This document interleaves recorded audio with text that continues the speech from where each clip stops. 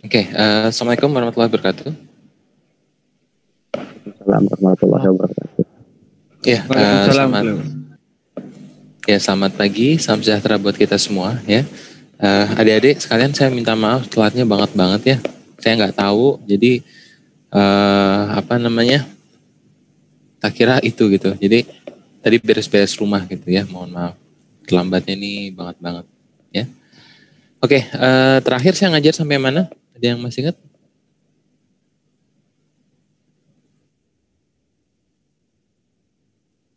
Oke, berarti hari ini kita mulai tanya jawab option pricing. Silakan, ada yang mau bertanya atau enggak?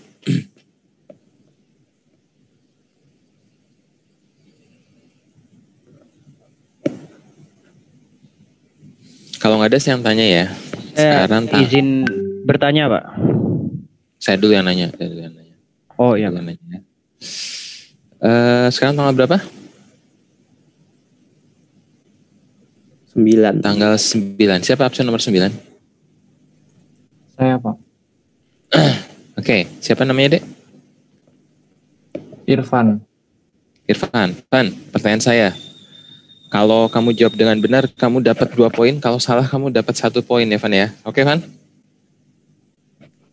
Baik, Pak. Pertanyaan saya, ini apa, Van?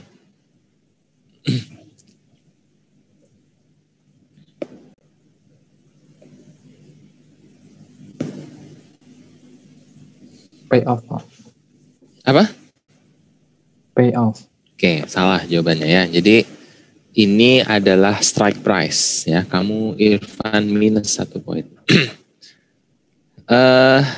Sekarang bulan 1. Siapa absen 1? Saya, Pak. Siapa namanya? Almira ya. Ingat ya, aturannya benar plus 2, salah minus 1. Oke ya? Oke, Pak. Oke, ini apa Almira?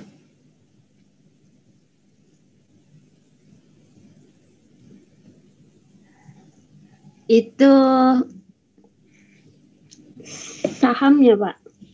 Saham apanya? Stok periode T. T besar apa T kecil?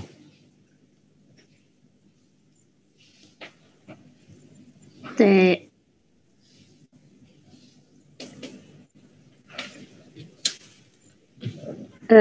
T besar. Kalau periode T kecil, T besar, Pak. Oke, apa bedanya T besar sama T kecil? Kalau T kecil itu dari apa ya, Pak? Dari 0 gitu ya, Pak. Kalau T besar itu yang akhir banget, Pak. Oke, betul ya. 2 poin buat kamu. Betul ya. Terima kasih, 9 Pak. tambah 1, absen 10. Siapa yang 10? Saya, Pak. Siapa? Saya, Pak. Jonas, Pak. Jonas ya. Jonas, ini apa Jonas? Payoff, Pak. Payoff ya. Apa yang bisa kamu jelaskan dari kotak warna hijau ini? Kalau dia ST-nya lebih besar dari X, Pak, maka itu call, Pak. Sedangkan kalau X-nya lebih besar dari ST, maka itu put, Pak.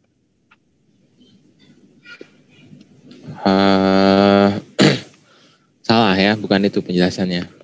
1 poin buat kamu ya. Ada yang mau jawab? Dapat 2 poin loh ini. Ada yang mau bantuin? Jonas, silakan. Apa arti dari kotak warna hijau ini? Mau nyoba, Pak? Boleh, Pak? Ya, silakan. Apa? Kalau ST-nya lebih besar dari X, maka optionnya akan di-exercise. Tapi jika tidak, maka tidak akan di-exercise. Oke, berarti yang ini di-exercise. Kalau di-exercise itu artinya menghasilkan apa? Menghasilkan payoff, Pak. Payoff, ya betul ya. 2 poin buat kamu. Ya. Kamu mau nunjuk absen nomor berapa? Tebak. Absen nomor 27, Pak. Oke, 27 siapa? Iya, Pak, saya, Pak. Nama. Biasa kan sebutkan Tia. nama ya. Tia, oke. Iya, Pak. Tia, ini artinya apa? Payoff, Pak. Apa bedanya sama yang atas?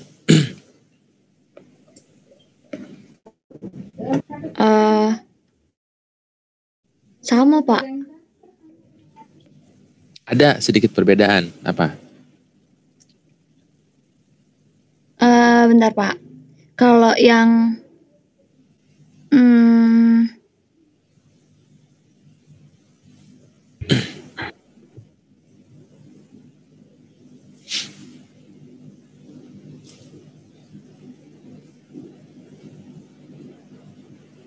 kalau Bisa? X tuh notasinya, Pak. X kecil itu notasinya, terus kalau yang tanda plusnya itu berarti payoff tuh pasti positif, Pak.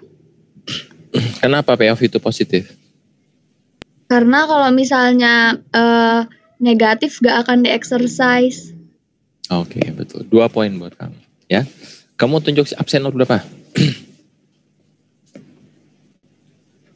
Udah langsung sebut aja. Absen nomor 15, Pak.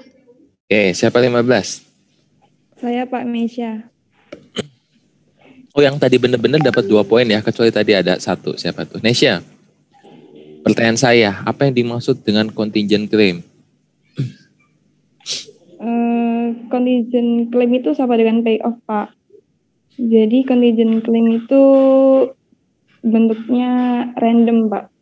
Tidak pasti. Oke, apa arti dari contingent? Tidak pasti, Pak. Oh ya, Pak. Salah. 1 poin buat kamu. Ya, kamu tunjuk. Siapa? Terserah, mau nunjuk atau ada yang mau jawab? Apa arti contingent?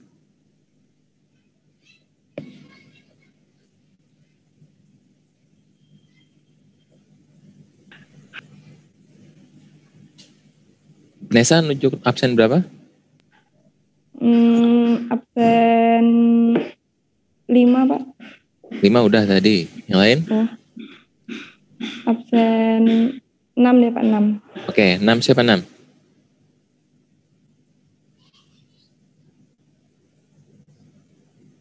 Absen 6 siapa? Nggak ada yang angkat, Nesa? Absen yang lain berapa? Nomor berapa? 10, Pak. 10, siapa 10? Saya, Pak. Oke, siapa namanya? Jones, Pak, yang tadi, Pak. Oh, Jonas sudah. Yaudah, Jonas tunjuk nomor berapa? Nomor 13 saya, Pak. 13, siapa 13?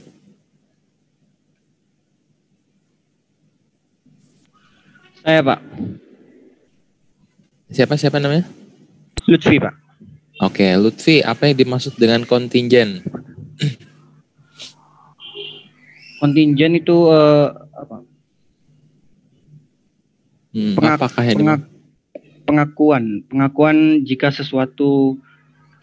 hanya sesuatu terjadi. Yang saya baca gitu.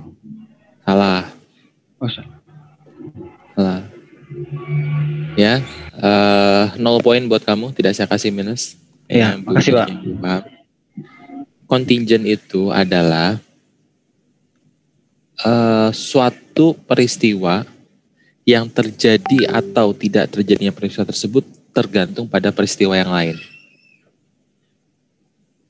Paham ya? Saya ulang ya. Contingent itu adalah suatu kejadian di mana terjadi atau tidak terjadinya kejadian tersebut bergantung pada kejadian yang lain. Itu namanya contingent. Ya. Jadi maksudnya gini, kalau kamu naik gunung, kamu kan bikin banyak skenario ya. Oke. Kalau skenarionya kalau ketemu jurang, oh berarti belok kanan gitu. Kalau ketemu hawa dingin, oh berarti kita camping di lereng. Kayak gitu ya. Kalau ketemu hewan buas, oh berarti kita panggil penduduk sekitar. Jadi Kapan kita manggil penduduk sekitar? Apakah langsung otomatis? Enggak, kita nunggu dulu ketemu hewan buas. Kalau nggak ketemu hewan buas, ya kita nggak usah manggil penduduk sekitar. Itu namanya kontingent, ya, suatu kejadian yang keterjadiannya itu bergantung pada other activity. Ya. Dalam konteks option, ya, yang dimaksud klaimnya itu, ya, jadi statement claim itu. Jadi kalau kalian ingat belajar akuntansi itu ada definisi dari aset. Aset itu adalah probable future economic benefit bla bla bla. Sedangkan utang, definisi dari utang itu adalah probable future economics claim. Jadi apa bedanya utang sama piutang? Utang itu adalah claim. Piutang itu adalah benefit di future, di masa yang akan datang. Nah, jadi kalau kalian lihat ST min X ini adalah future. Ini adalah future. Ini di masa yang akan datang, kan T-nya T besar kan, jadi ini di masa depan. Nah, karena ST ini dikurang dengan X, maka ini menjadi suatu payoff. Nah, payoff itu kalau bagi si A untung, maka bagi si B rugi, ya. Jadi kalau investornya untung, maka sebenarnya perusahaan penerbitnya dia rugi. Ya, tergantung.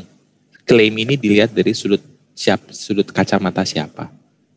Ya, jadi klaim itu mengacu ke sini.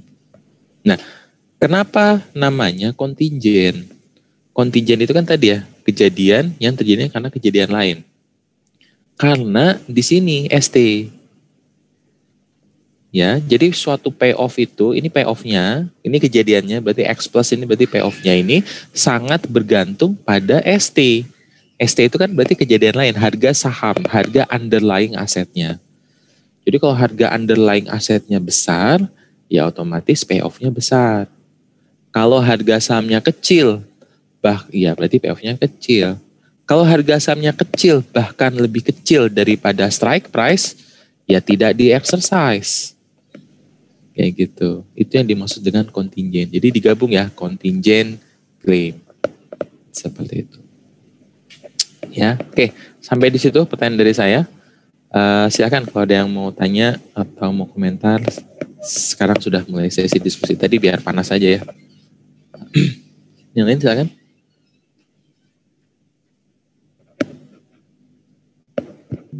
Pak, izin bertanya, Pak. Mau bertanya, Ya, Pak? ya, tapi ini poinnya 1 ya. Kalau yang tadi poinnya 2. Enggak apa-apa. Yang pada slide 12, Pak. Saya masih kurang paham dengan Pak. Di situ dikatakan kalau harga call option itu pada one step model selalu bergantung. Itu apakah ya Pak, ini nanya Pak, apakah harga call option pada one step model itu selalu bergantung dengan kondisi ekonomi? Nah, itu pertama Pak. Terus kedua, ada nggak Pak faktor lain yang dapat menghindarkan nilai itu jatuh akibat kondisi ekonomi? Terima kasih Pak. Ya. Jadi jawabannya adalah iya. Jawabannya adalah iya. Karena gimana ya? Saya jelasin ya.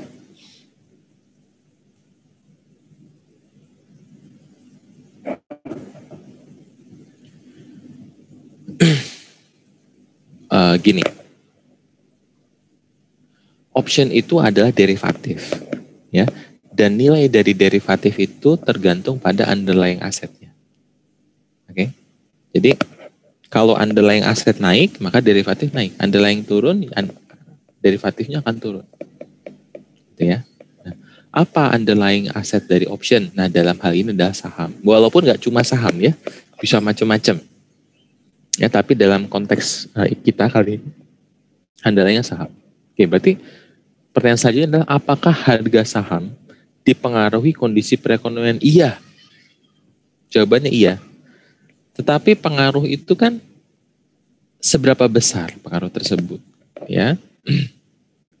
Misal kamu sama pacar kamu, kalau pacar kamu bunuh diri, saya bunuh diri. Itu ada si A gitu. Si B pacarnya bunuh diri, ya saya ini deh apa namanya potong jari. Kebiasaan suku-suku di Indonesia potong jari. Itu kasus B. Ada yang C, pacarnya bunuh diri, ya dia bodoh amat, nggak peduli. Apa urusannya sama gue? Lu mati aja gitu, kasarnya gitu. Jadi pengaruh pacar terhadap kita itu, apakah pacar berpengaruh? Iya berpengaruh. Tapi seberapa besar pengaruhnya? Karena ada yang tadi ikutan bunuh diri, ada yang cuma potong tangan, ada yang bahkan independen. Nah, makanya kalian perlu melihat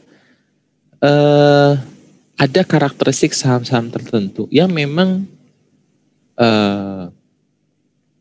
tidak terlalu dipengaruhi dengan perubahan kondisi perekonomian. Tidak terlalu ya, saya bukan bilang tidak dapat dipengaruhi, saya bilang tidak terlalu. Artinya ada pengaruhnya tapi itu kecil. Kemudian kalau kamu bertanya, terus apa yang harus kita lakukan biar ketika ada fluktuasi, ada guncangan pada perekonomian, kita nggak terlalu rugi. Nah, tergantung sudut pandangnya siapa. Sudut pandangnya apakah penerbit, perusahaan penerbit, atau investor. Kalau investor jawabannya udah pasti, buatlah portofolio. Ya, portofolio. Itu sama seperti kita belajar kimia, kita bikin buffer larutan penyangga ya. Jadi kalau ditambahin sesuatu tidak terlalu asam, ditambahin hal yang lain tidak terlalu basa. Buffer ini akan menjaga pH-nya di antara yang sudah kita rencanakan. Ya, itu namanya buffer. Sama, portofolio pun seperti itu. Ya, itu dari sudut pandang investor. Kalau dari sudut pandang perusahaan, nah ini agak susah. Gitu ya, agak susah. Tapi ada sesuatu yang mungkin dilakukan adalah melakukan hedging. Ya, atau melakukan forward contract. Contoh misalnya perusahaan yang paling terdampak apa sih? Misal pesawat ya. Kalau nggak salah biaya bahan bakar pesawat terhadap operasional maskapai. Nah itu menyebabkan banyak maskapai melakukan forward kontrak jangka panjang dengan penyedia bahan bakar. Jadi mau ekonominya berfluktuasi, ya perusahaan pesawat itu dia bisa memaintain, ya agar harga bahan bakar tidak terlalu fluktuatif. Berarti dia harga tiketnya juga tidak terlalu fluktuatif. Seperti itu. Ya itu penjelasan dari saya. Menjawab, Bek? Lumayan, Pak. Masih, Pak. Ada yang mau tanya lagi? Silakan. Izin, Pak. Iya, Pak. Ya, silakan. Slide nomor 5. Iya. Nah, itu kenapa strategi admissible itu tidak bisa diterapkan dalam kehidupan sehari-hari ya, Pak?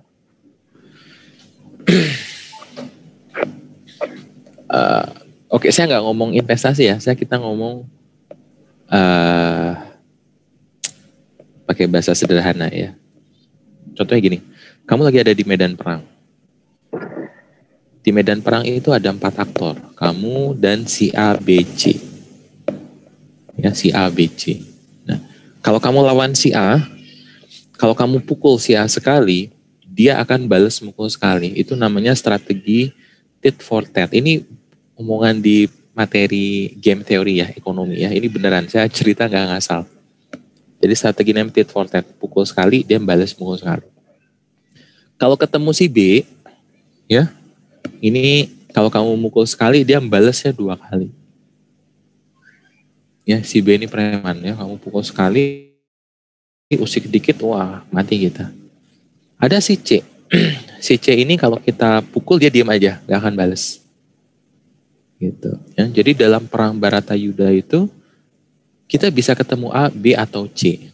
Tapi kita sudah menyiapkan strategi perang. Apa strategi perang kita? Kalau ketemu A, kita ajak salaman, kita ajak win-win solution.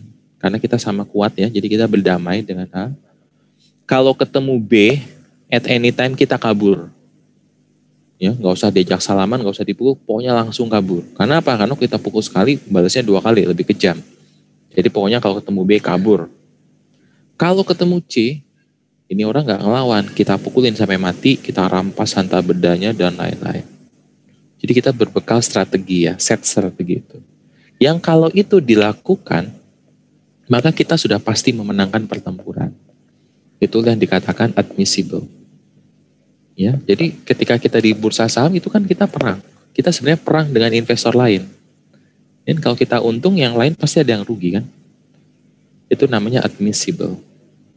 Nah, kenapa admissible itu, 100% admissible itu tidak mungkin terjadi? Karena orang itu, ekonomi itu mengasumsikan orang tidak berubah.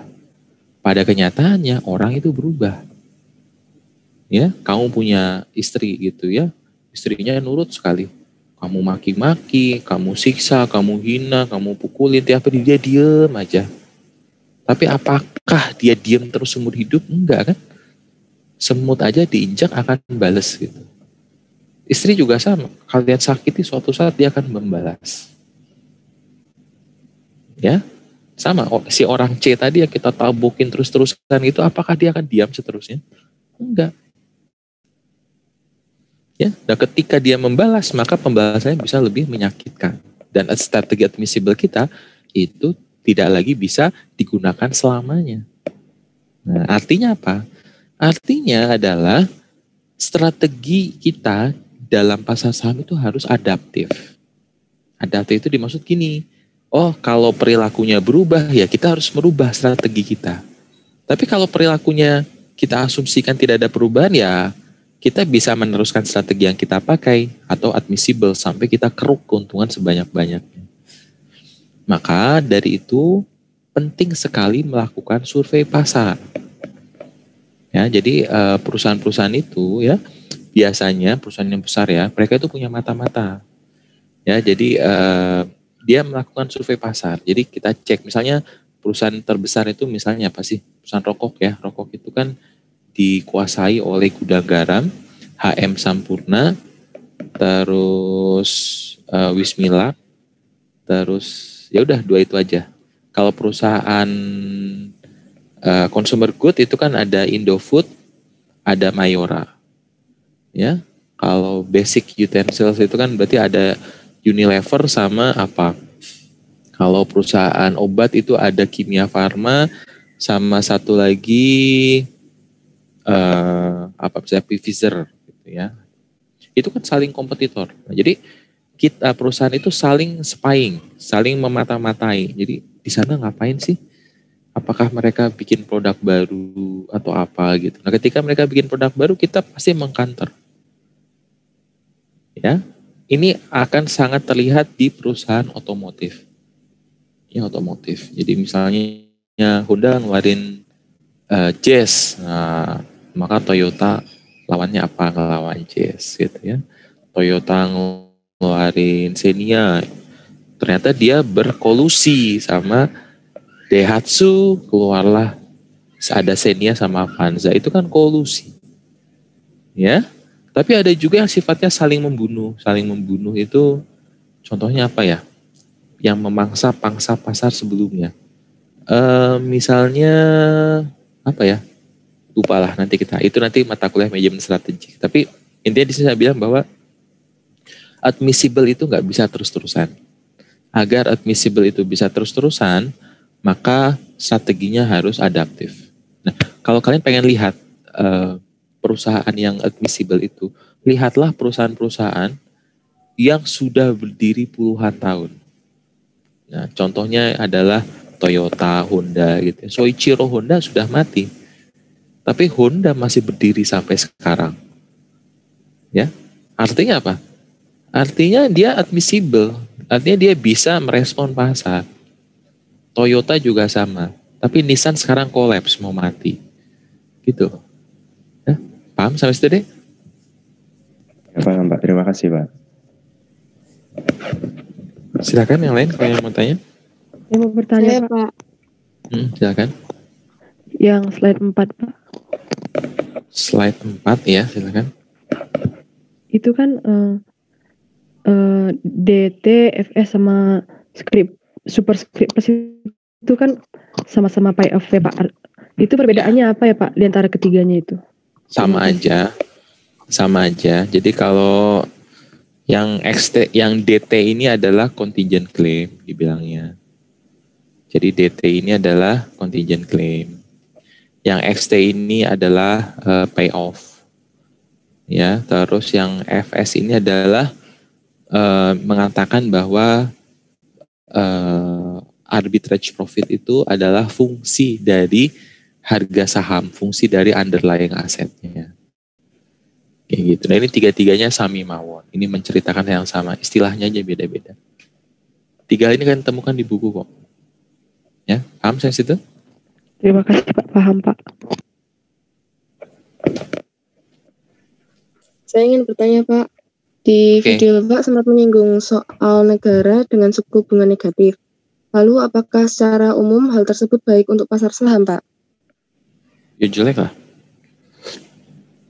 Jelek. Gini, apa hubungan suku bunga dengan investasi? Masih ingat nggak pelajaran ekonomi? Hubungan tingkat suku bunga dengan inflasi, apa hubungannya? Saya sambil makan ya, mohon maaf. Berbanding terbalik. Jadi kalau suku bunga naik, investasi pasti turun. Ya, nah kalau suku bunganya turun, maka investasi akan naik. Kayak gitu, ya. Artinya kalau suku bunga itu negatif, apakah investasi itu akan naik? Kan suku bunga itu negatif ya, apakah investasi akan naik? Kan tadi kalau suku bunga turun, investasi naik. Tapi kalau suku bunga turun sampai negatif, apakah investasi akan naik? Itu ya. Kalian harus ingat ya, ketika kita menghitung present value, kita akan menggunakan tingkat diskonto. Ya. Dan ketika kalian menghitung risk neutral probability, itu kan rumusnya adalah R dikurangi D dibagi U minus D. Kalau R-nya itu negatif, maka probability itu negatif. Artinya apa? Expected return dari investasi kita pun akan negatif.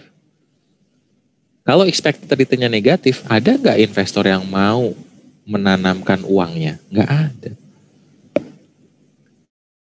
Itu maksudnya. Ya.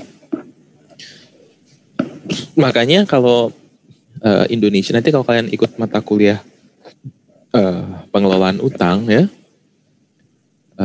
Indonesia itu ketika defisit APBN dibiayai dari dua, nerbitin surat utang, bukan surat utang, SBN, atau melakukan pinjaman. Nah, kalau dicek lagi, kepada siapa Indonesia meminjam yang paling besar? Itu Jepang, nomor 1 Jepang. Kenapa Jepang? Kenapa orang Jepang senang minjemin uang ke Indonesia? Ya, terlepas dari politik, sejarah, dan lain-lain ya. Tapi kalau kita pikir logik, di Jepang suku bunganya negatif. Jadi kalau orang Jepang nyimpan uangnya di bank, itu jumlah kekayaannya semakin berkurang. Ya daripada simpen di bank Jepang, mendingan kasih pinjaman konsesional ke Indonesia. Ya 0% aja, kamu nggak usah bayar bunga aja, itu masih lebih baik daripada uangnya dibiarin mengendap di Jepang. Gitu. Jadi kalian harus pegang prinsip ini ya dalam hidup kalian ya. There is nothing such a free lunch. Nggak ada yang gratis di dunia ini. Kalau ada orang nih, ini buat cowok, cewek ya. Kalau ada orang yang tiba-tiba baik sama kamu jangan senang ya. Jangan percaya. Ini bener nggak? Ini ikhlas nggak gitu ya. Karena yakinlah gitu ya. Nggak ada yang gratis di dunia ini. Ya. Oke, silakan. Saya sambil makan, maaf ya. Maaf.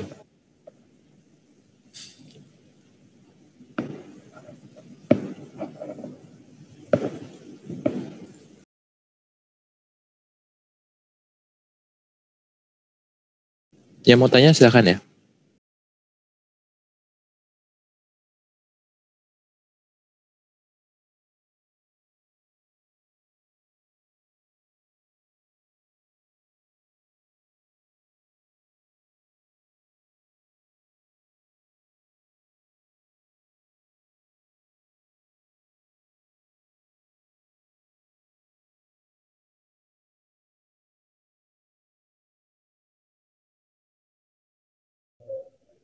Izin bertanya, Pak.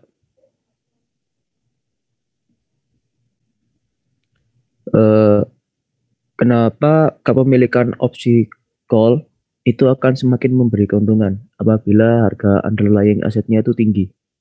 Padahal kalau kita beli itu kan biasanya nunggu harga rendah dulu, Pak. Ya, ini itu mirip, jadi call itu mirip pre-order ya. Jadi kayak contoh ya, iPhone harganya misal 12 juta. Kalau kamu beli iPhone sekarang, kamu harus bayar 12 juta. Tapi ada pre-order gitu. Pre-order nih gitu. Hand carry dari luar negeri gitu ya. Cuma 5 juta. Tapi datangnya baru 3 bulan lagi. Ya kan? Ya kamu akan berhitung ya. Wah, 3 bulan lagi saya cukup bayar 5 juta, dapat iPhone seharga 12 juta. Gitu. Oke nggak? Ya tergantung harga di hari di bulan ketiga. Kalau bulan ketiga ternyata harga iPhone turun jadi 11 juta, ya kita untung dong. Kita bisa beli iPhone harga 11 juta cuma bayar 5 juta.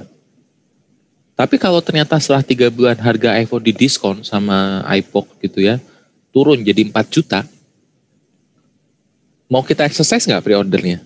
Ya nggak usah. Kenapa? Karena kalau mau di-exercise pre-ordernya 5 juta, yang mending bisa beli langsung 4 juta. Jadi tidak usah kita exercise. Ya. Jadi itu sangat bergantung pada ST besar ya. Nah, jangan lupa pre-order itu biasanya ada DP. Ya kan, ada down payment, ada uang muka gitu. Yang mana kalau misal kita nggak jadi beli, uang mukanya hangus. Nah, itu sama seperti premium. Ya, paham sampai situ, Dek? Baik, terima kasih, Pak. Ya.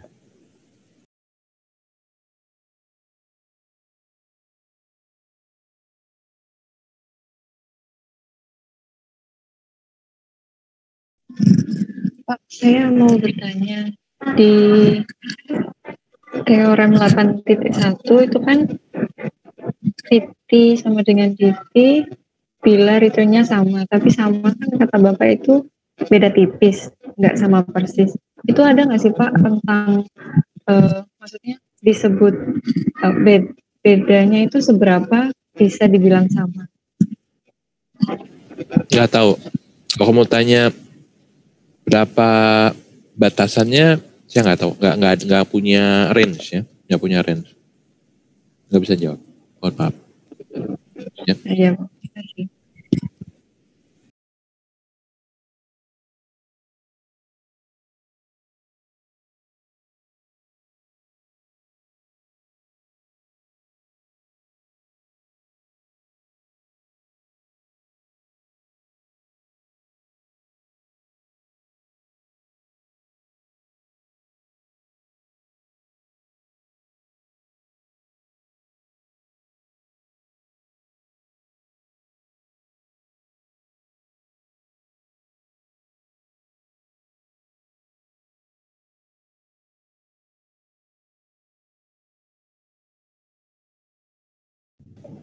Masih ada yang mau tanya? Silakan.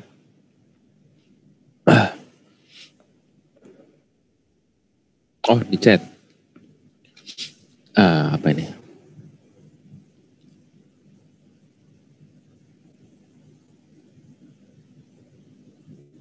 Iya dong, betul jawabannya. Jadi, kenapa payoff itu positif ya? Karena keputusannya ada sepenuhnya di tangan investor. Makanya ya ini garis bawahi. Makanya untuk membentuk strategi yang admissible,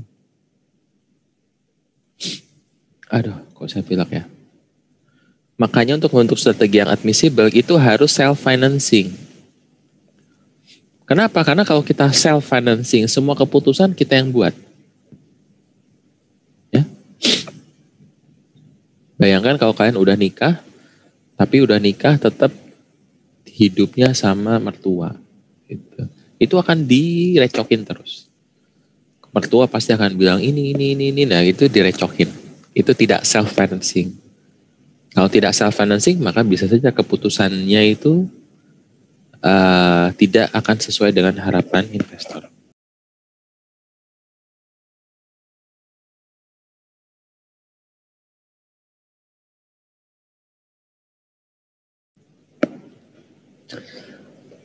Ya, itu ya, mudah menjawab.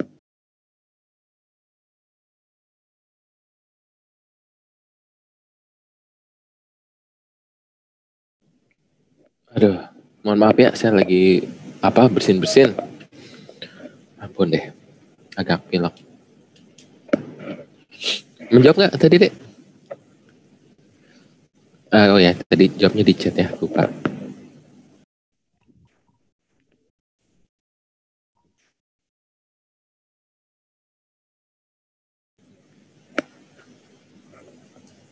Ada lagi yang mau bertanya, silakan.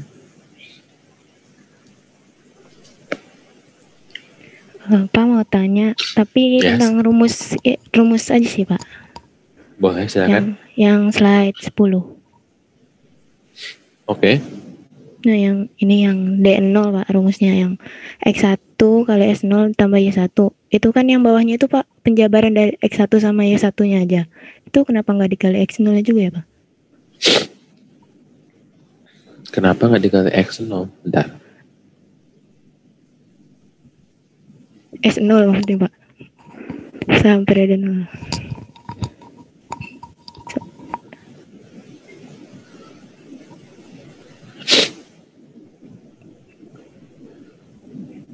Setahu saya itu turunan dari sini ya.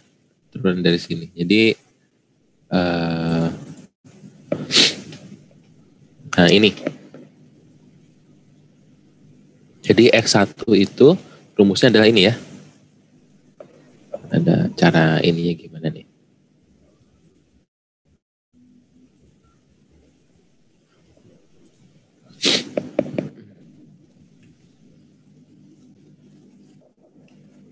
Nah ini dia. Jadi ini kan ada X1 di sini ya. Nah X1-nya itu adalah ini. Pertanyaan kamu adalah ini kan sama FSU min FSD dibagi, nah ini dia. Bedanya di sini kan? Ini berbeda ya? Iya Pak. Lihat, ini berbeda kan? Harusnya ini kan dikali dengan S0, gitu kan maksud kamu? Oh, Nah, iya Pak. Iya Pak. Iya, jadi denominatornya berbeda. Jadi kalau kamu mau ngecek lebih detail, coba dipanjangin rumusnya, itu pasti ada yang dieliminasi itu. Makanya S0-nya hilang. Tinggal U sama D-nya aja. Oke, Dek? Oh iya, makasih Pak. Oke. Aduh. Ada lagi pertanyaan yang lain?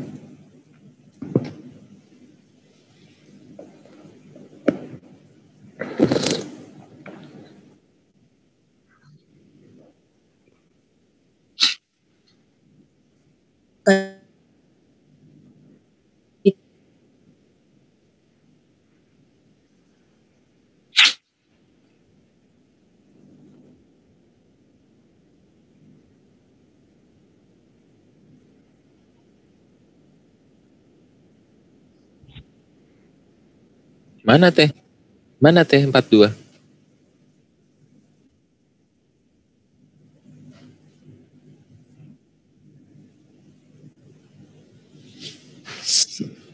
Slide berapa? Coba.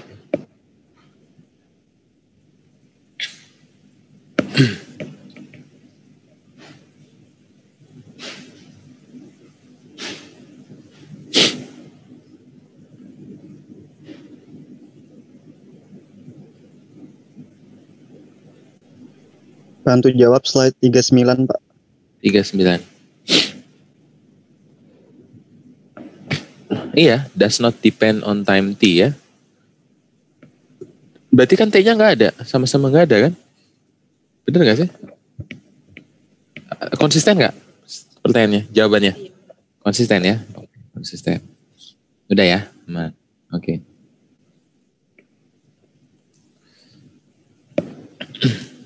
Yang lain silakan.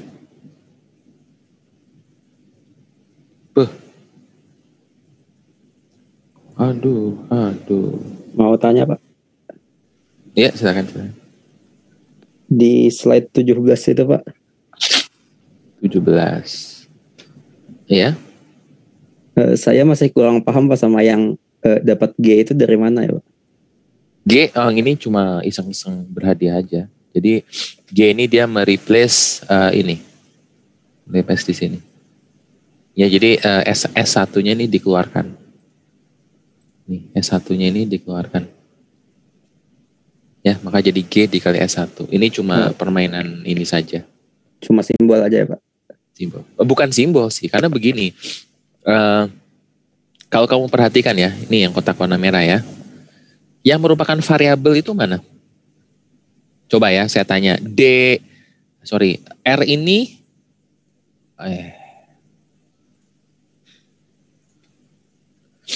ini ini apa R ini? Tingkat suku bunga ya. Itu random variable atau konstanta? Variabel acak atau konstanta? Jawabannya apa? Konstanta ya. Konstan. Kalau P? P konstan juga ya. P konstan ya. U ini kan probability kalau up. Konstan. D itu? D probability kalau turun. Iya, jadi itu semua konstan. Yang random variable di sini tuh apa? Cuma S1. Jadi secara sederhana kita bisa bilang bahwa D1 itu adalah fungsi dari S1. Cuma F-nya ini fungsi dari fungsi. Jadi ini kayak D1 adalah Fx Gx gitu. Enggak gini nulisnya. Gimana nulisnya Fx itu? F dalam kurung G dalam kurung X lagi. Seperti ini. Betul. Kayak gitu ceritanya. Jadi itu. Dia mau ngomong adalah dia adalah suatu fungsi dari fungsi yang lain. Itu. Jadi ini adalah fungsinya. Yang pertama, nah ini adalah fungsi yang kedua. Jadi function of a function. Tapi kita harus tahu bahwa walaupun ini function of a function, tetap aja yang random variable cuma satu. Artinya apa? Value dari call itu tergantung dari S. Nih, cuma gini doang. Ya, nilai dari option itu akan sangat bergantung terhadap underlying asetnya. Itu yang coba dibilang di sini. Kenapa pakai notasi fungsi? Karena fungsi itu bentuknya macam-macam. Ya, sopo jenenge buku ini mengatakan fungsinya itu kayak gini, rumusnya kayak gini. Nanti kalau kata Black-Scholes rumusnya beda lagi. Kalau kata Cox-Rubinstein beda lagi. Kalau dengan konsep binomial tree beda lagi. Ya, jadi kita sepakat G itu fungsi, tapi kita nggak sepakat fungsinya seperti apa.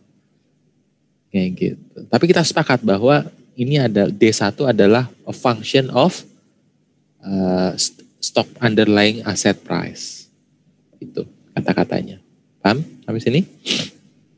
Baik Pak, terima kasih Pak. Oke.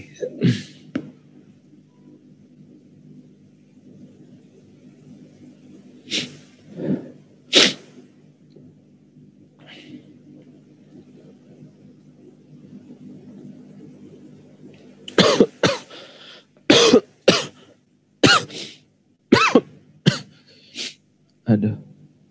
Izin Pak, di chat ada yang nanya. Aduh. Rasanya Bunda ini tidak membutuhkan M. Oh ya. M itu apa sih?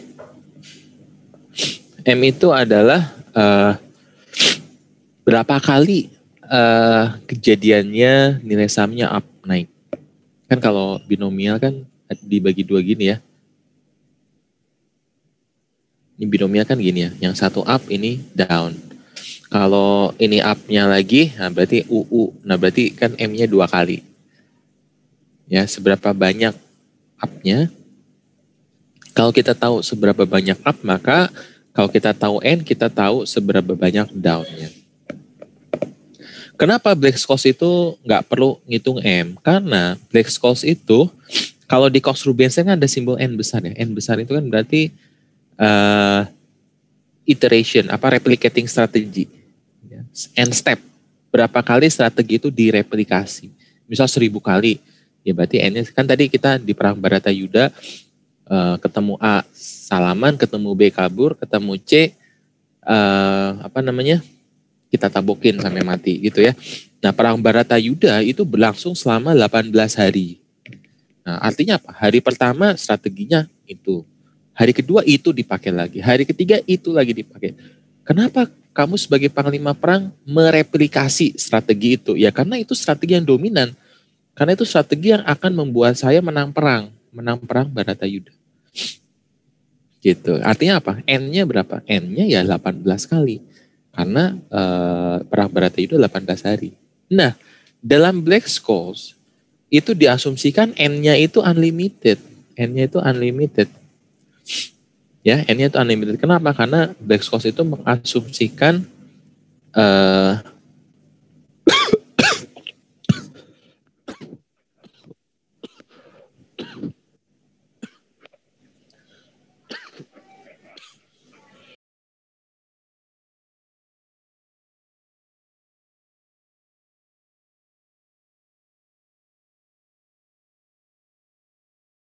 aduh.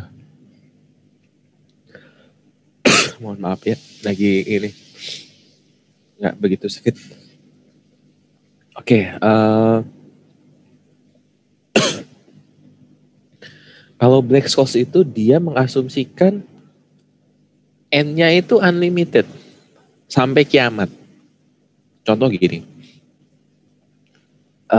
manusia apakah ada matinya? Ada, manusia pasti mati.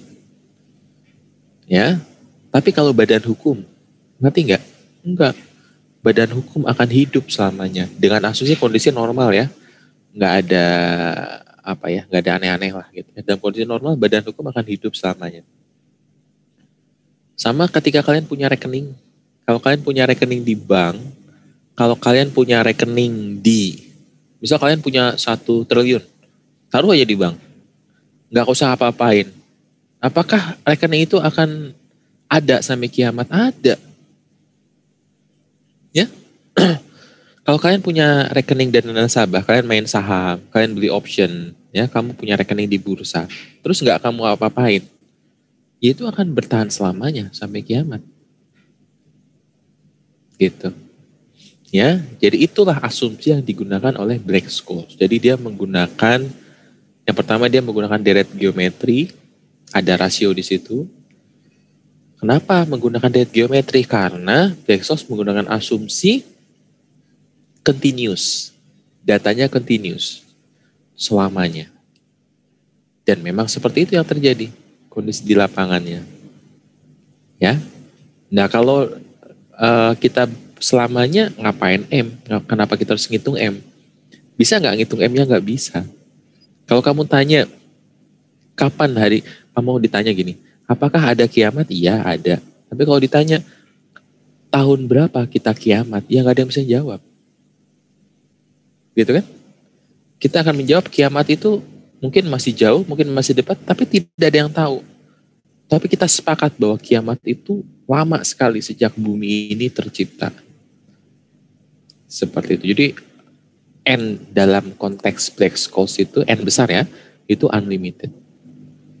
Ya, itu jawaban saya. Ya.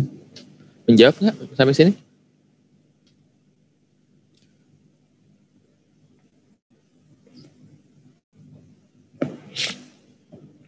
Ingat ya, mata kuliah ini itu tidak mengajarkan kalian matematika 1 tambah 1 sama dengan 2. Turunan pertama dari X kuadrat adalah 2X. Enggak, bukan ngajarin itu. Mata kuliah ini targetnya kalian punya insight. Kalian bisa bisa ngerti gitu. Jadi apa hubungan call option dengan kondisi perekonomian ya. Kalau dalam option pricing apa saja faktor-faktor yang perlu diperhatikan.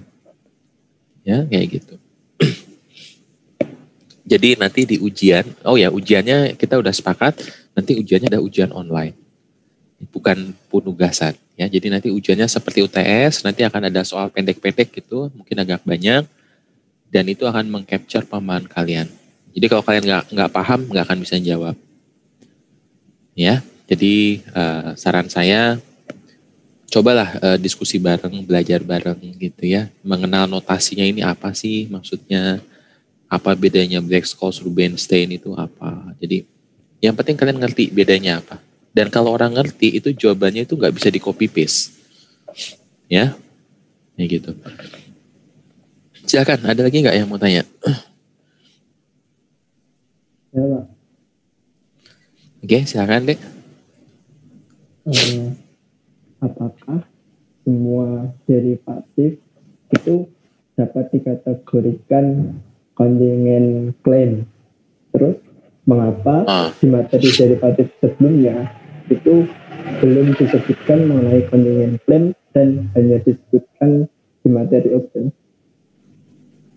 Yang pertama dulu ya, yang kedua kurang jelas ya dengarnya.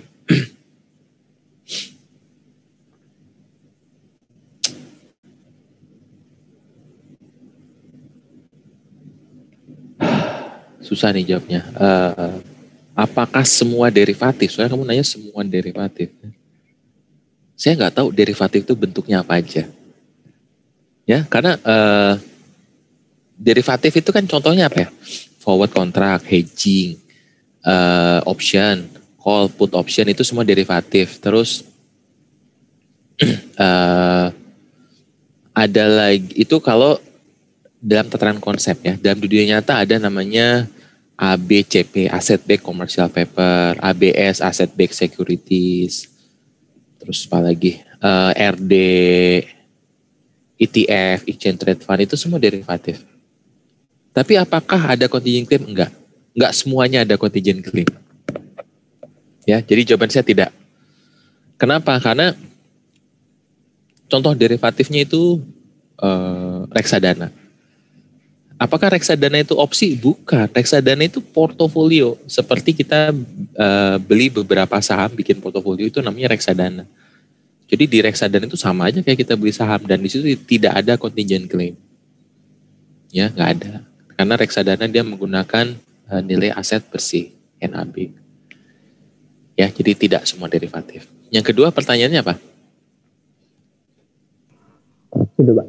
Mengapa di materi derivatif sebelumnya itu belum disebutkan mengenai kontingen klaim dan hanya disebutkan di materi option? Ya nggak tahu, itu suka-suka yang nulis buku. Saya juga nggak ngerti. Nah, yang agak sedikit saya nggak suka di buku ini adalah dia itu menggunakan notasi yang beda-beda gitu. Jadi kayak tadi D0, ada FX, ada X, superscript plus gitu ya. Jadi dia menggunakan notasi yang beda-beda. Maksudnya baik ya, karena dia menggunakan notasi yang berbeda untuk istilah yang berbeda. Jadi ketika dia ngasih notasi A, dia maksudnya apa? Ketika notasi B, dia maksudnya apa? Tapi sebenarnya itu hal yang mirip-mirip. Saya mau bilang sama, nggak plak sama banget juga ya. Tapi itu konsepnya mirip-mirip lah. Kayak gitu. Jadi kalian kalau nggak hati-hati baca buku ini, itu bisa tersesat. Atau keringnya gini, ada orang yang buku ini kan 11 bab. Ada orang yang baca langsung bab 9 gitu. Tapi bab 1 sampai 8-nya nggak dibaca. Nah, itu bisa tersesat. Kayak gitu. Karena buku ini tuh nyambung dari depan. Jadi emang harus dibaca dari depan sih. Kalau kita langsung loncat ke tengah, insya Allah mumet ya, tersesat. Itu sih jawaban saya ya. Yang lain silakan.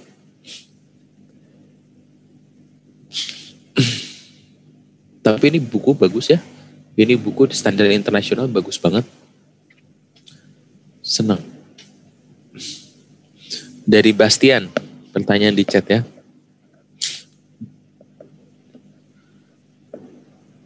Berbeda iyalah, karena kalau European itu kan di exercise pada exercise date.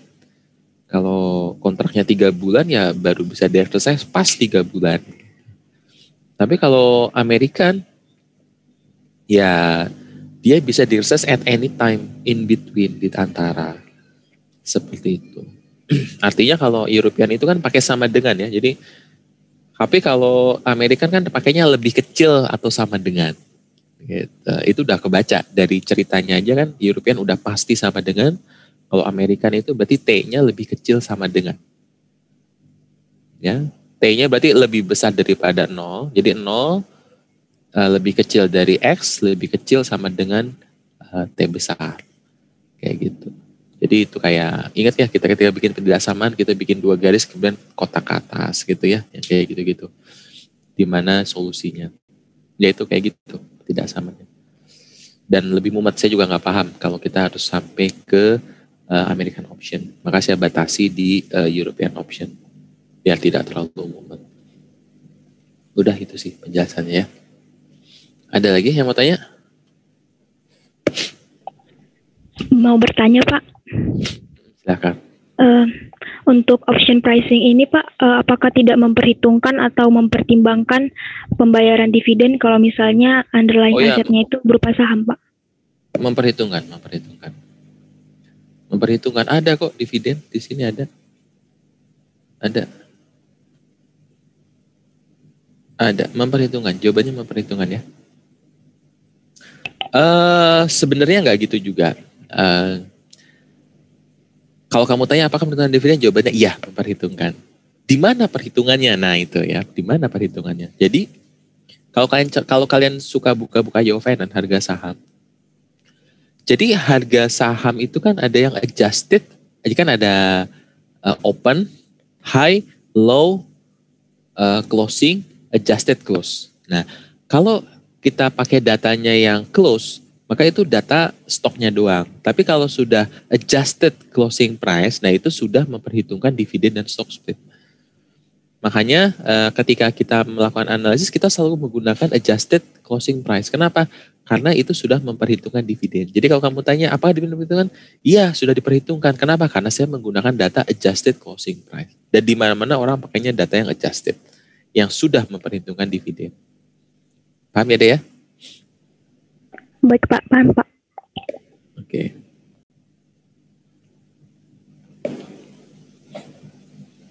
Sederhananya gini. Misal kamu ada saham A sama saham B. Saham A harganya 100, B harganya 100. Ya. Ini nilai parnya ya, nilai parnya. Tapi nilai marketnya, A itu nggak bagi dividen, sedangkan B membagi dividen. Kira-kira market price-nya itu yang lebih tinggi yang mana? Ya pasti yang B. Walaupun parnya sama-sama 100 ya, kan saham itu ada nilai parnya ya. Kan ada namanya PIC, paid in capital in excess of par gitu kan. Nah, jadi kalau suatu perusahaan membagikan dividen, otomatis harga sahamnya itu lebih tinggi. Kenapa lebih tinggi? Karena lebih diminati. Dan hukum permintaan penawar ya, kalau demand-nya tinggi, maka harga akan naik.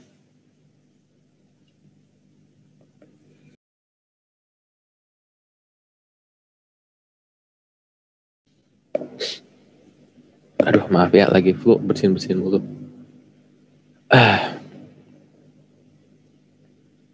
Tadi mau ngomong apa ya? Kalau diminati, harganya akan naik. Terus mau apa? Lupa mau ngomong apa. Silakan kalau ada pertanyaan lagi.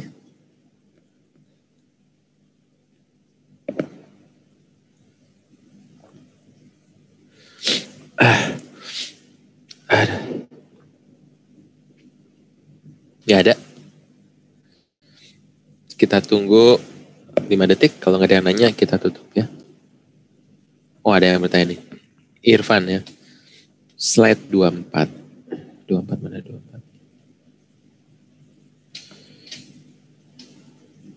Risk netral tidak pernah mencapai. Oke. Kamu nanya, bagaimana hubungan dan asumsi risk netral probability? Asumsinya apa? Saya nggak ngerti pertanyaan kamu. Apa yang kamu tanyakan saya nggak paham ya. Jadi kalau kamu bertanya, apa hubungannya dengan risk netral probability? Nah, maksudnya itu gini. Saya ambil contoh gampang gitu ya. Dulu, ini zaman dulu banget ya, zaman lepas penjajahan gitu ya. Kalau orang tua kita petani, Terus orang tua kita butuh uang. Dia pinjem ke rentenir. Rata-rata rentenir itu bunganya 1% per hari. Tukang ijo nih 1% per hari. Berarti sebulan tuh 30%. Ya. Kalau pinjam ke koperasi atau bank ya mungkin 10% lah per bulan. Berarti kan ada selisih 20%. Itu dulu ya, 10-20 tahun yang lalu. Sekarang kalau kita ke desa, kira-kira masih ada nggak sih tukang hijau, tukang rentenir itu? Ada sih ya, tapi udah dikit banget. Ya, udah dikit banget. Kalau ditanya ada, tapi dikit banget lah. Atau saya katakan udah nggak laku itu rentenir itu. Mereka sekarang rentenir ini sekarang malih rupuh, berganti topeng, ya dengan topeng yang namanya pinjaman online atau leasing kredit kayak gitu. Itu kan sebenarnya sangat mirip-mirip rentenir lah ya, karena bunganya tinggi sekali dan sangat nyekek. Kalau nggak bayar ya disita itu mobil, disita itu rumah gitu. Ya itulah jahatnya riba tuh kayak gitu ya. Nah, tapi kita tahu bahwa pinjaman online itu dengan pinjaman bank makin kesini gapnya makin kecil. Ya, kalian bayangkan sekarang kalau kalian buka, berapa banyak sih yang menawarkan pinjaman online? Ya kalau kita buka Bukalapak atau Tokped ya paling cuma 5-10.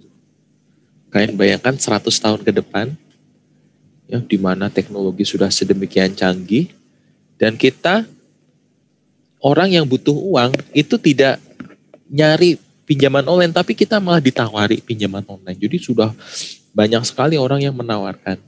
Ketika yang nawarin itu semakin banyak, maka pinjaman itu akan semakin kompetitif suku bunganya dan akan mendekati suku bunga perbankan atau koperasi. Itulah kondisi risk neutral probability. Ya, jadi di mana investor itu akan ada suatu saat gitu ya. Ya walaupun ini tidak mungkin terjadi ya 100%. Suatu kondisi di mana investor itu mau saya nyimpen di saham, mau saya bikin portofolio, mau saya simpen di deposito bank, mau saya beliin di obligasi pemerintah, itu returnnya ya 11-12 lah. Beda-beda tipis gitu. Jadi investor itu udah nggak usah mikir lah gitu. Pokoknya ya sudahlah, kita patokannya risk neutral aja, suku bunga acuan bank sentral berapa ya kurang lebih segitulah returnnya. Itulah kondisi risk neutral probability yang hanya terjadi pada saat steady state condition. Kalian pernah belajar makroekonomi ya, kan pernah dengar yang namanya steady state. Kemudian jika tidak diketahui P, apa dengan pakai P? Ya beda dong. Kan gini, untuk kita memforecast, maka kita perlu probability.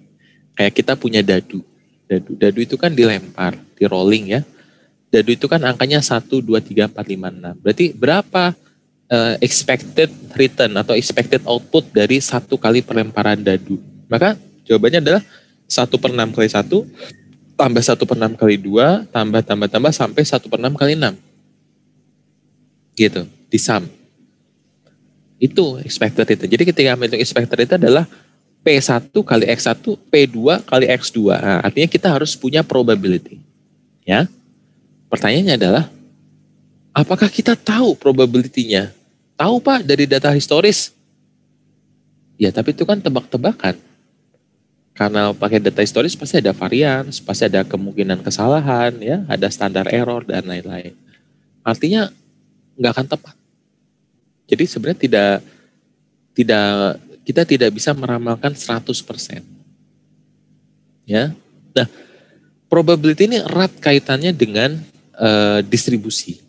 Kenapa? Karena kalau kita tahu probabilitasnya, kita bisa buat distribusinya atau PDF ya, probability density function.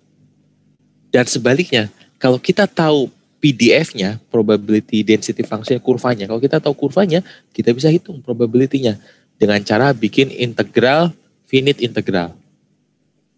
Ya. Jadi itu bisa. Nah, dalam model Black-Scholes, apa asumsi yang dia gunakan? Kan dia tidak tahu probability-nya ya. Oke, dia tidak tahu P, tapi dia menggunakan satu asumsi di mana Black-Scholes itu menggunakan log normal distribution. Kita tahu ya, normal distribution itu kan kayak lonceng. Kalau log normal itu loncengnya begini. Log normal itu loncengnya begini. Nah, di bawahnya ada asimtot. Ya, dia bukan asimtot ya. Asimtot itu kan mendekati 0 ya, tapi dia akan mendekati limit tertentu. Kenapa? Karena kalau kalian convert ke skala log ya, log 100 2, log 1000 3, log 1 triliun, log 1 kuadriliun, log sekian, itu nggak akan jauh beda sama ya. Jadi di sini akan mendekati limit tertentu. Nah, ketika Black-Scholes menggunakan asumsi log normal distribution, maka bisa dong dihitung probabilitasnya. Ini probabilitas di sini berapa, di sini berapa, di sini berapa. Itulah yang digunakan oleh Wiener proses. Kayak gitu. Jadi ingat ya, Black-Scholes itu menggunakan asumsi log normal. Ini asumsi loh ya. Dan asumsi itu beda orang, beda peneliti bisa beda asumsi. Kalau kalian asumsinya dadu, pelemparan dadu. Dadu itu kan tadi saya bilang, berapa expected rate-nya? 1/6 kali 1, 1/6 kali 2. Artinya apa? Semua probabilitasnya sama, 1/6. Maka probabilitasnya itu kayak gini. Nah, ini sama. Kenapa ini 1/6, 1/6. Jadi untuk angka 1, 1/6. Untuk angka 2 sampai angka 6 ini sama, 1/6. Ini namanya uniform distribution. Uniform, seragam. Jadi ini distribusi uniform. Kenapa uniform? Karena sama semuanya. Ya, itu penjelasan dari saya. Oke, ada lagi yang mau tanya? Silakan. Ada.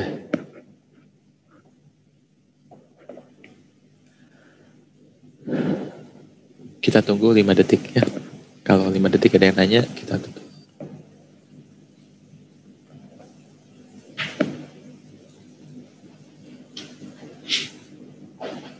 Bertanya Pak. Ya, silakan. Di slide 33 kan Black-Scholes kan pakai stokastik kan Pak. Nah di video itu kan kalau pakai stokastik kan random. Kalau tadinya ada probability up dan down, maka di stokastik ada probability yang mengikuti data seperti PDF dan CDF. Pertanyaannya Pak, lebih baik mana Pak menggunakan Black-Scholes ini atau probability up and down Pak? Ya, up and down itu berarti di Cox-Rubinstein ya. Ya lebih bagus yang Black-Scholes dong, lebih bagus stokastik. Ya. Jadi nanti kalau kalian belajar statistik gitu ya, nanti kalian semester 5 dapat statistik ya. Itu nanti kalian di level diploma gitu ya, kalian dapat statistik 1 atau deskriptif. Nanti naik lagi D4, kalian akan dapat namanya statistik inferensial. Ya, nanti kalian pakai metode regresi, pengujian hipotesis, t-test, f-test, dan lain-lain. Nanti begitu S2, statistiknya akan lebih kompleks ya. Bisa ada namanya special statistik ya. Jadi statistiknya sudah melibatkan dimensi ruang. Selama ini kan kita dimensinya masih waktu ya, statistik itu kan pakainya T ya. T1, T2. Nanti ada namanya spasial. Spasial itu dimensinya tambah satu dimensi yang namanya ruang. Ruang itu bisa koordinat geografis dan lain-lain. Itu namanya spatial statistik. Nanti naik lagi ada namanya Bayesian statistik. Bayesian itu sudah stokastik. Ya. Nanti kalau kalian kuliah, karena saya pernah dapat belajar Bayesian statistik 1 dan Bayesian 2, nanti kalian kuliahnya itu seperti kuliah The Matrix. Pernah nonton The Matrix ya? Nah itu The Matrix si Keanu Reeves itu. Nah nanti kayak gitu deh. Nanti kepala kalian isinya angka semua di situ. Ya. Bagus stokastik ya. Oke. Tiffany ya. Iya dong, kalau admissible harus self-financing. Kenapa? Karena dengan self-financing maka semua keputusan kita yang buat. Ya. Kayak kalian deh, kalian masih hidup dari orang tua. Artinya apa? Kalau orang tua bilang, kamu kuliah di STAN, ya nurutlah kuliah di STAN. Kamu gak boleh ngerokok, ya gak boleh ngerokok. Gitu ya. Nanti kalau kita sudah sudah hidup mandiri ya, sudah self financing ya, terserah kita. Mau kawin kapan, mau ngerokok atau enggak, mau ngapa-ngapain, itu suka-suka kita. Dan orang tua menganggap kita sudah dewasa untuk mengambil keputusan sendiri. Ya, jadi apa hubungan self-financing sama keputusan ini sangat berpengaruh. Ya, kalau kita sudah self-financing, kalau kita sudah mandiri, maka kita bisa independen dalam mengambil suatu keputusan investasi. Ya. Financial freedom, waduh ini berat nih. Ini kayak omongannya siapa namanya Tung Desem Waringin gitu ya, atau omongannya siapa ya, Michael, ya gitulah. Intinya adalah bukan kita yang bekerja, biarkan investasi kita yang bekerja dan menghasilkan uang untuk kita. Oh itu kayaknya ini banget ya, indah banget hidup dapat financial freedom kayak gitu ya. Jujur saya sampai hari ini saya belum financial freedom. Saya masih jadi kuli sambilan ya. Saya kerja di dosen, mengais rezeki ya satu-satu gitu ya. Jadi ya apa ya? Kalau kamu tanya bisa atau tidak ya?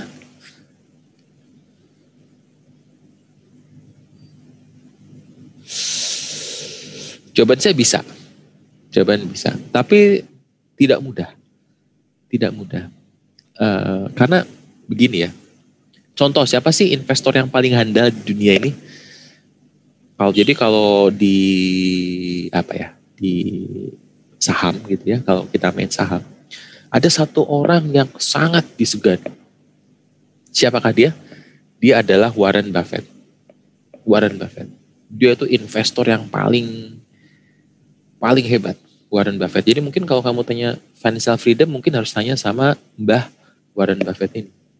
Walaupun ya, kalau kita lihat Forbes, orang yang paling kaya itu kan si Jeff Bezos ya. Tapi kan Jeff Bezos ini, dia menjadi kaya itu karena bisnis Amazon-nya. Jadi bukan karena dia melakukan investasi, dia melakukan trading di saham atau di bursa seperti Warren Buffett, bukan. Jadi nature bisnisnya Jeff Bezos itu ya Amazon. Jack Ma ya Alibaba, Larry Page ya Google, Bill Gates ya Microsoft. Mereka tidak melakukan pekerjaan investasi seperti namanya Warren Buffett. Jadi kalau kalian mau berguru nih, bergurulah sama Mbah Warren Buffett. Dia udah punya financial freedom. Nah, tapi apakah Warren Buffett ini sukses ujuk-ujuk? Enggak kan? Dia belajar dan lain-lain. Mungkin kalau kalian ada yang udah pernah nonton filmnya Will Smith yang Pursuit of Happiness, ingat ya? Kan dia lagi di jalan miskin gitu, terus tiba-tiba ada orang kaya naik mobil kaya banget, terus ditanya, kamu kerja apa sih sampai bisa hidup mewah dan gini-gini? Saya seorang broker, kayak gitu. Wah, terus dia pengen jadi broker gitu. Tapi kalau kamu tonton film itu, bagaimana perjuangan dia untuk bisa jadi broker dan sampai dia sukses, itu nggak mudah. Ya, jadi kalau kamu tanya bisa nggak financial freedom, saya yakin itu bisa, karena udah ada contohnya. Ya, tapi saya juga pesan sama kalian adik-adik ya, there is no shortcut to success. Nggak ada shortcut untuk sukses, itu nggak ada. Ya, jadi kalau kalian mau pinter, hanya ada satu jalan, apa? Belajar. Ya iya sih, Pak, kita kalau ujian doa orang tua, karena kalau orang tua tidak merestui, IP kita pasti hancur. Iya, itu saya juga percaya. Tapi kalau kalian cuma berdoa dan kalian tidak belajar, ya pasti nilainya jelek. Gitu. Jadi usaha, itu namanya tawakal ya. Jadi doa harus diikuti dengan usaha. Gitu. Ini yang kadang orang Indonesia tuh lupa. Mereka cuma melihat shortcut itu jalan pintas. Kan? Jadi orang mau pinter tapi instan gitu, cepet gitu. Orang mau kaya, maunya cepet. Gitu. Ya, itu sih jawaban saya ya. Tapi ini tidak pantas ditanyakan ke saya ya, karena saya belum financial freedom. Jadi mungkin Coba kamu tanya ke orang-orang yang sudah sukses lah kayak gitu. Ya. Ada lagi yang mau tanya? Silakan.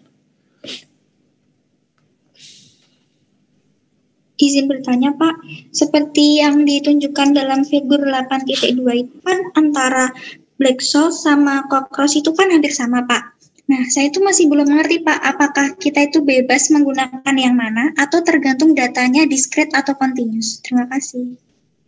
Ya enggak dong. Kalau kamu harus memilih Cox Rubensis sama Black Scholes, ya pilih Black Scholes. Jadi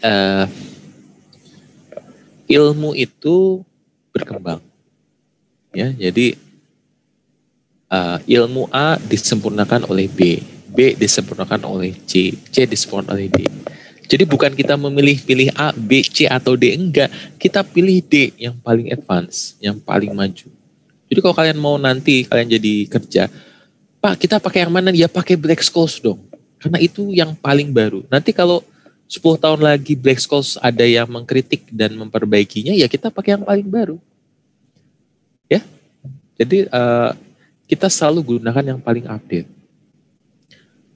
Kenapa? Dari awal kita belajar binomial. Ya, untuk belajar Black Scholes, ya kita harus ngerti dong konsepnya binomial tree model itu gimana, multi-step itu gimana, Cox-Rubensen itu apa, ujung-ujungnya tahu. Sama seperti kita belajar teori relativitas kuantum gitu kan. Ya kita akan mulai dari hal yang paling dasar. Karena namanya belajar. Tapi nanti dalam praktik yang kita pakai kan hal-hal dasar itu nggak pernah kita pakai. Kita pasti pakai yang penemuan yang paling akhir. Ya, paham deh sampai situ? Paham Pak, terima kasih. Jadi bukan tergantung datanya discrete atau continue, enggak. Ya, enggak. Yang lain silakan.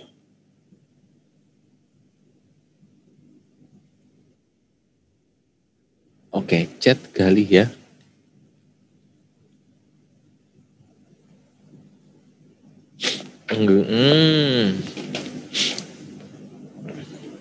Ya, ini jadi memang ada ya. Saya juga belum pernah lihat ya. Seperti apa, mungkin kalau di iklan-iklan kan banyak ya. Jadi bisa saja kita buka sebuah komputer di mana itu namanya chatbot. Ada bot ya, ada program komputer yang dia trading secara otomatis gitu. Jujur saya belum pernah pakai sampai sekarang. Belum pernah pakai. Ya. Apakah itu termasuk self-financing? Ya bukan dong. Self-financing itu kan artinya kita pakai uang dari dompet kita. Kita nggak minjem ke siapa-siapa. Jadi nggak ada hubungannya self-financing dengan pakai program komputer, itu nggak ada hubungannya. Ya, jadi beda. Ini ngomongin hal yang berbeda. Apakah itu strategi yang admissible? Ini pertanyaan bagus.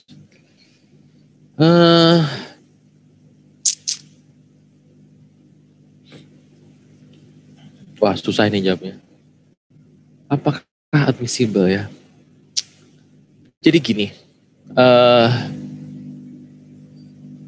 komputer itu dia akan merespon sesuai dengan parameter yang sudah diberikan.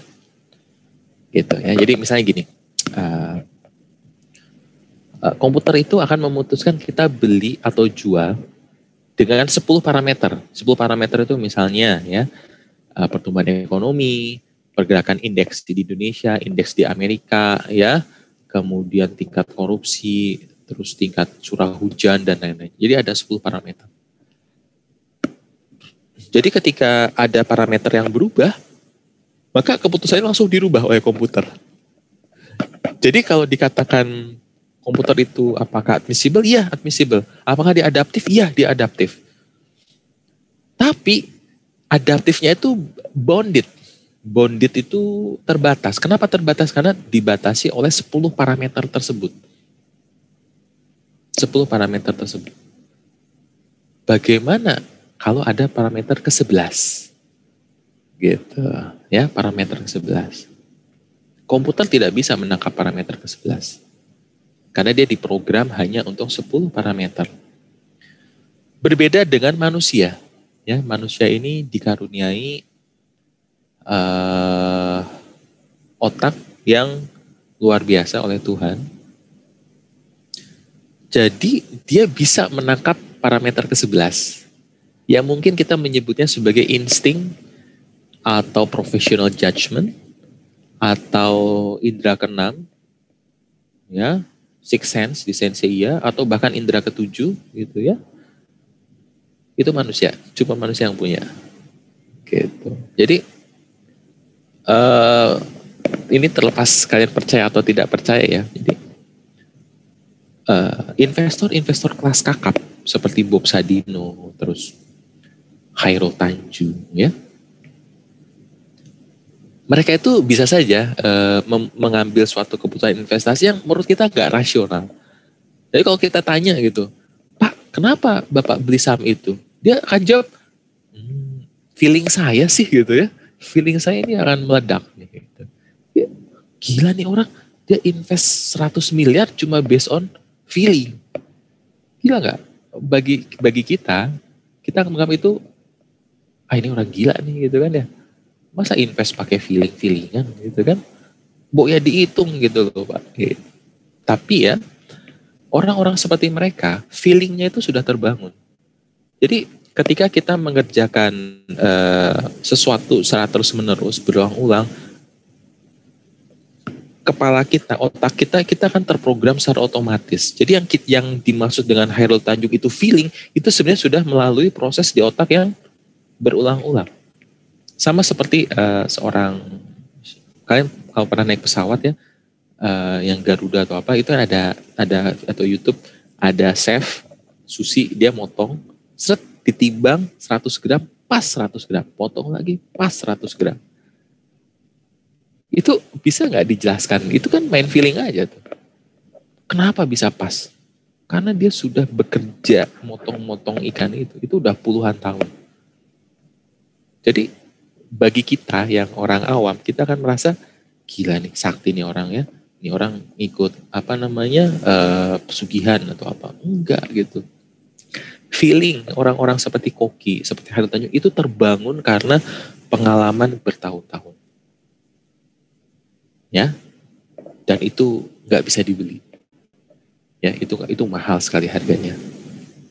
Ya, sorry saya jadi cerita kemana-mana. Kenapa? Karena saya sedih. Saya sedih ketika melihat masyarakat yang melakukan keputusan investasi by feeling.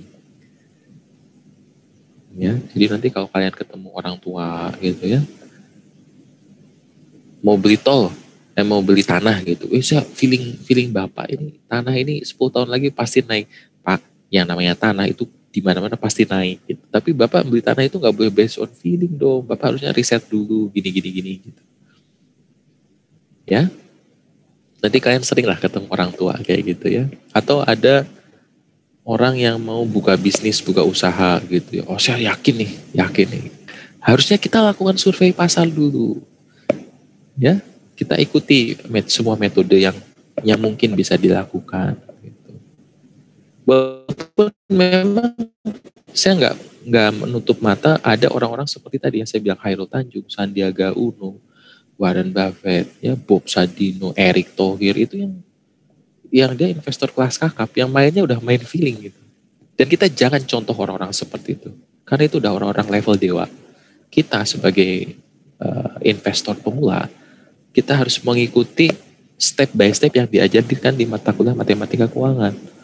Jadi kan kalau sederhana aja kan bisa bikin simulasi, data historis, interval, ngitung probability up, down, gunakan binomial, gunakan Cox-Rubinstein, gunakan asumsi Black-Scholes pricing, gitu dong. Ya, nanti kalau kalian sudah melakukan ini selama 20 tahun, bolehlah kalian main feeling. Ya, jadi jangan main feeling dari sekarang. Ya. Walaupun bilang, Pak, Black-Scholes itu kan stokastik. Stokastik itu random. Random itu cuma Tuhan yang tahu. Iya, cuma Tuhan yang tahu. Tapi kan kita nggak bisa berdoa dan minta, ya Allah, tolong tunjukkan saham apa yang besok kira-kira naik, terus mimpi Oh, gudang garam besok. Nggak kayak gitu kan. Karena banyak orang yang kayak gitu. Ya, itu yang salah kaprah. Ya, jadi gimana? Ini juga hati-hati ya. Mohon maaf nih saya ngomongnya ngelantur ya. Kalau dulu kita kan main togel ya. Togel itu apa sih? Togel yang nomor gitu ya, yang di kretek gitu. Dulu kita main togel, datangnya ke dukun gitu ya. Dan itu dikatakan judi, haram, jelek lain-lain. Tapi apa bedanya dengan kalau kita mau invest di saham, ya kita sholat malam, kita ngaji, minta sama Allah, ya Allah tunjukkan saya, ya kita istikharah gitu, tunjukkan pada saya saham apa yang besok akan naik, besok akan saya beli gitu. Nanti bangun pagi sholat subuh langsung, oh gudang garam, saya harus gudang garam gitu. Enggak gitu dong. Enggak gitu caranya. Doanya bukan kayak gitu. Ya, tetap kita lakukan semua perhitungan. Ya, karena banyak orang yang kayak gitu. Ya, oke, itu saja dari saya. Terima kasih. Ada lagi yang mau tanya? Silakan.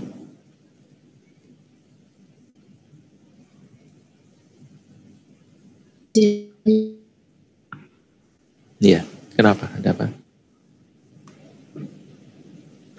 Oh, kamu nanya yang mau tugas tambahan, silakan lapor ke PIC di data ya. Hanya yang sangat membutuhkan ya. Ya kurang lebih 5-6 orang lah. Nanti PIC yang menentukan. Ya, jadi nanti screeningnya ada di PIC. Ya. Nanti langsung report ke saya. Nanti ada grup DSB tugas tambahan. Nanti saya kasih linknya. Ya, oke? Suka-suka kamu lah. Saya tidak akan membatasi 5 atau 6. Suka-suka kamu. Tapi pesan saya adalah yang sangat membutuhkan. Dan kamu tahu kan, kamu bisa menilai siapa saja yang butuh, siapa yang benar-benar butuh, dan siapa yang sebenarnya, lu emang nilainya jelek, tapi yang lain semua kan, kayak gitu bisa juga. Jadi saya serahkan kewenangan kamu, kewenangan PIC. Ya. Jadi kalian sopan-sopan, baik-baik sama PIC ya. Yang lain silakan. Ada? Oke, waktunya juga udah jam lewat ya. Jadi kuliah hari ini kita cukupkan sekian. Terima kasih sudah mendengarkan.